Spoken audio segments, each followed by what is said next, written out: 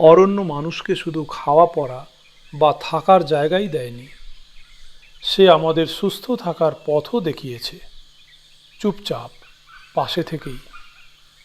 এই গাছগুলো আমাদের চারপাশেই ছিল, জঙ্গলের ঠিক পাশেই অরণ্য বিতান। সেখান থেকেই জন্ম এই ভাবনার। এই ভাবনাতেই গড়ে উঠছে আয়ুর্বেদ ও ওয়েলনেস গার্ডেন।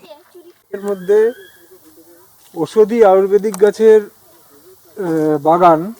এতে আমাদের দেশি বিদেশি সব রকম গাছই আছে। তাই ভাবনাটা এলো কি করে? ভাবনাটা আসার কারণ হলো, এখন তো ক্যান্সার এবং অনেক মহামারী রোগ আমার আত্মীয় স্বজনের মধ্যে অনেকেরই হয়েছে। তা সেইটা মানে সবাই ওই অ্যালোপ্যাথিক ওষুধের উপরই বিশ্বাসী করার পর দেখা যাচ্ছে অধিকাংশ লোকেরই কিওর হচ্ছে। সেটা ভাবতে ভাবতে বা পড়াশোনা করতে করতে বুঝলাম আমাদের পুরনো যুগে যে ওষুধের পদ্ধতি ছিল সেগুলো আয়ুর্বেদিক গাছের পাতা ফল দিয়েই চলতো আর কি। আমরা এরকম কিছু গাছ সংগ্রহ করে রেখেছি। এগুলো জানেন তো এখন আমাদের এই কি বলে অ্যালোপ্যাথিক ওষুধের এত রমরমা, এইগুলো কেউ ব্যবহার করতেই চায় না বা সমাজের একটা অংশ এটাকে এগোতে দিতে চায় না।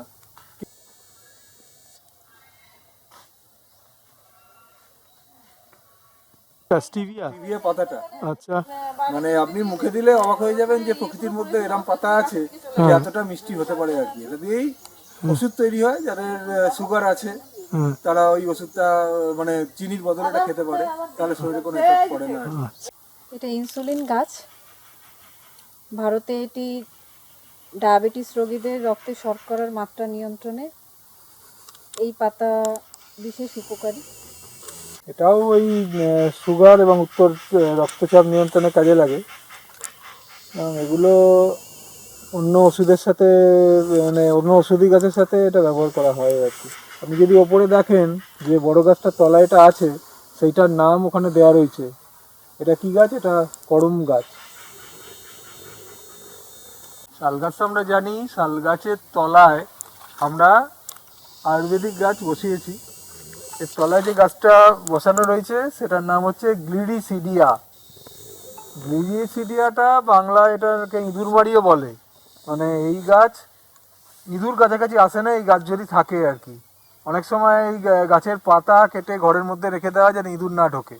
এই গাছে আমরা গাছ চাষ করার জন্য সার দিই এমপিকে। এই গাছের পাতায় সেই এমপিকে এর গুণাবলী আছে, মানে পাতা শোষণ করে রাখে সেই খাদ্যগুণগুলো, নাইট্রোজেন শোষণ করে রাখে পাতা। সেই জন্য চাষের সময় এই পাতা ছড়িয়ে দিলে জমির উর্বরা শক্তি বাড়ে। মাল্টিভিটামিন গাছ। এটার পাতা এবং কচি ডালপালায় ভিটামিনের ঘাটতি পূরণের জন্য ব্যবহার করা হয়। মাল্টিভিটামিন ওষুধ তো খাই, মাল্টিভিটামিন ওষুধ খেলে তার সাইড এফেক্ট আছে এবং অনবরত খাওয়া যায় না, এটা কিন্তু সবসময় খাওয়া যায়।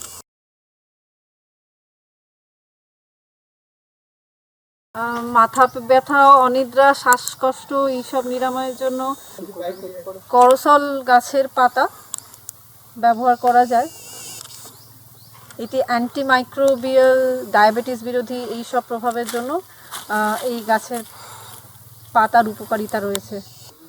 এটা ননি গাছ। শীতের সময় পাতা একটু ঝরে যায়, সেটা পাতাগুলো দেখতে পাচ্ছেন না, কিছুদিন বাদেই আবার বেরোবে। এই গাছে যে ফলটা হয় সেটা ননি ফল হয়। এই ননি ফলের জুস খুবই কার্যকরী, 150টা রোগের প্রতিরোধ করে। এই ননি ফল গুগলে লিখলেই আপনারা অনেক তথ্য পেয়ে যাবেন। আমাদের পূর্ব রাষ্ট্রপতি এবং বৈজ্ঞানিক এপিজে আবুল কালাম এই ননি ফলের খুব প্রচার করেছিলেন, কারণ উনি এর থেকে ফল পেয়েছিলেন। ওনার অনেক দুরারোগ্য ব্যাধি এই ননি ফলের জুস খেয়ে সেরেছিল। আমাদের দেশে এগুলো প্রচার হয় না, কিন্তু বিদেশে প্রচুর লোকে ননি ফলের জুস খায়। পুরনো শারীরিক ব্যথা এগুলো কমে যায়। অনেক বড় গাছ আছে হয়। এটা চারা গাছ। ডায়রিয়া, ম্যালেরিয়া, জ্বরের মতো রোগের জন্য ওষুধ তৈরি করা হয়। কালমেঘের ওষুধি গুণ সম্বন্ধে আমরা মোটামুটি সবাই জানি। পেট খারাপের অভ্যর্থ ওষুধ। না, একে মিন্ট বলা হয়। এরা বহু প্রজাতির গাছ হয়, সামান্য স্বাদের হেরফের হয়। বিভিন্ন রকম রান্না করতে এটাকে কাজে লাগানো হয় আর কি। নামটা দেখুন, মিসওয়াক। হয়তো আপনারা কিছু টুথপেস্টের ইনগ্রিডিয়েন্টসে দেখবেন মিসওয়াক কথাটা লেখা রয়েছে। মিসওয়াক গাছের পাতা ছিঁড়ে যদি একটা মুখে দেন, বিভিন্ন পান মশলার স্বাদ পাবেন, এবং এমনই স্বাদ পাবেন সেটা তো আপনার ভালো লাগবেই, আপনার পাশের লোকটাও তার গন্ধ পর্যন্ত পাবে।